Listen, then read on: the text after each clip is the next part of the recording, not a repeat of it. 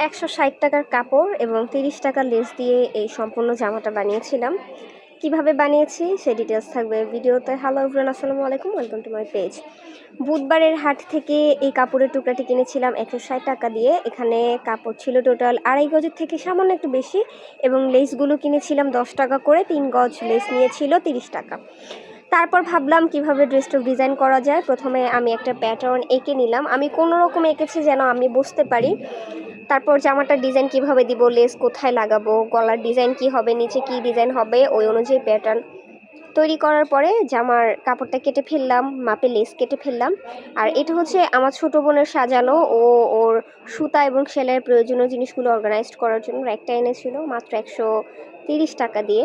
তো আপনারাও ছোটোখাটো সিমছাম জিনিস সাজানোর জন্য এরকম কিউট জিনিস কিন্তু আনতে পারেন। তারপরে আমি প্রথমে পায়জামাটা তৈরি করেছি। পায়জামার নিচে লেসটা এভাবে লাগিয়ে নিয়েছি। সেম একইভাবে আমার হাতার নিচেও লেস হবে। সম্পূর্ণটা কমপ্লিট হলে দেখতে পারবেন। আর হাতাটা একটু লং করার জন্য আমি মাঝখানে একটা জোড়া দিয়েছি। একটু কাপড় বাড়তি ছিল তাই ভাবলাম গলায় একটা ডিজাইন করে নিই। তেমন কিছু না, জাস্ট সামান্য একটু কুচি দিয়ে দিয়েছি।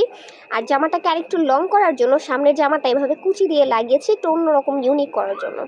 তারপর সবশেষে বাকি সেলাই কাজ শেষ করে ফেললাম। ফাইনাল লুকটা কেমন হয়েছে আপনারা অবশ্যই কমেন্ট করে জানাবেন।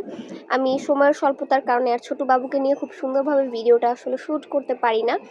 যতটুকু পারি ততটুকুর উদ্দেশ্য হচ্ছে মানে খুব অল্প বাজেটে অল্প টাকায় একটা ড্রেস ডিজাইন করেছি, সেটার জন্য আপনাদের সাথে শেয়ার করতে পারি। এই হচ্ছে যে আমার ফাইনাল লুক। আমার কাছে তো অনেক বেশি ভালো লেগেছে। এই যে গলা, এই যে এটা হচ্ছে হাতাটা এইভাবে লং হয়। আপনারা চাইলে জোড়া দিয়ে দিয়ে কিন্তু আরও লম্বা করতে পারেন। আমি এতটুকুই রেখেছিলাম।